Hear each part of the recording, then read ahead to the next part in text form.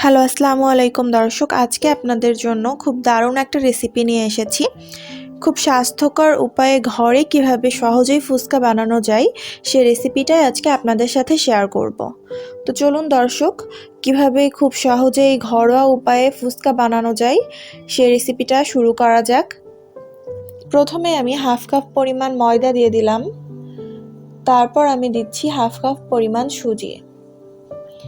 এরপর আমি দিচ্ছি হাফ টি স্পুন বেকিং সোডা।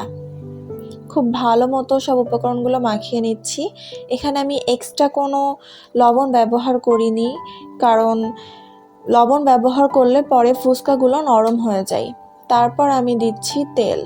এখানে আমি সয়াবিন তেল ব্যবহার করেছি 2 চা চামচ। খুব ভালো মতো সব উপকরণগুলো মাখিয়ে নিচ্ছি আবারও।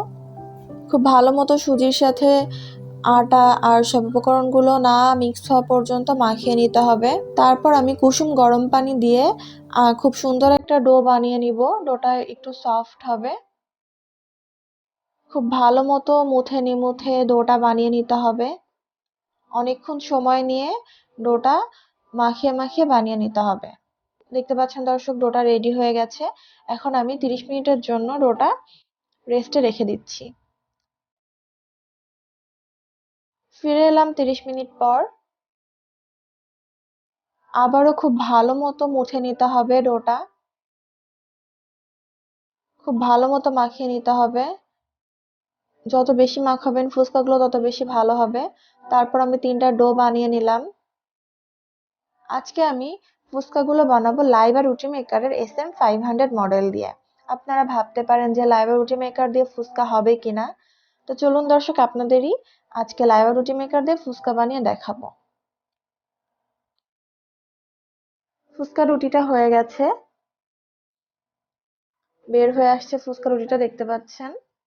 এখন আমি আপনার প্লেটটা হালকা ঝাঁকি দিয়ে উঠিয়ে নিলাম।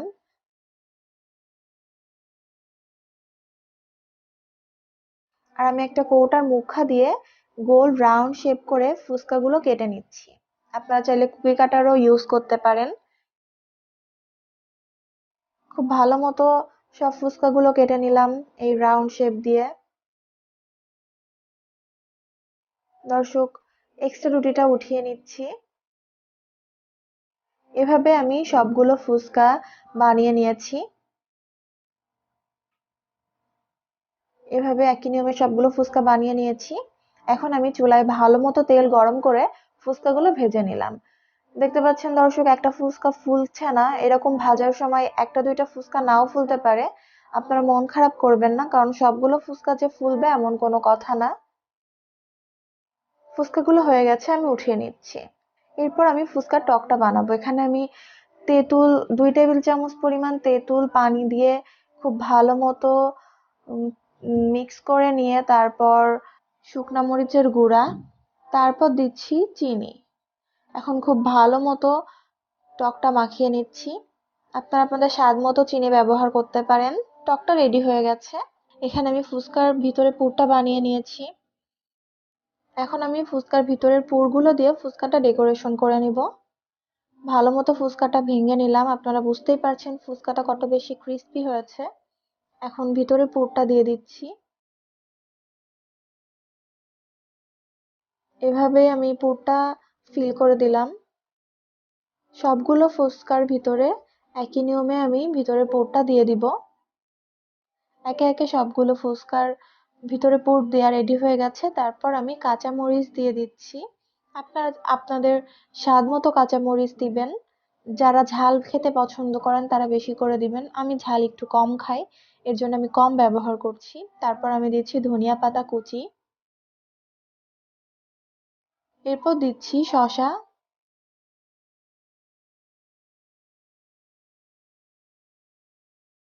সব ফুচকার ভিতরে ভালো মতো শসা দিয়ে দিলাম।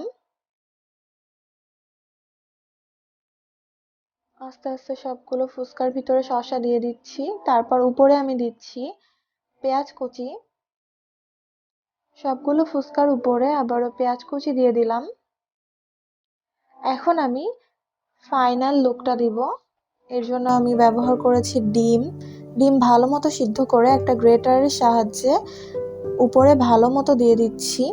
এভাবেই আমি যেভাবে দিচ্ছি আপনারা এভাবে দিতে পারেন।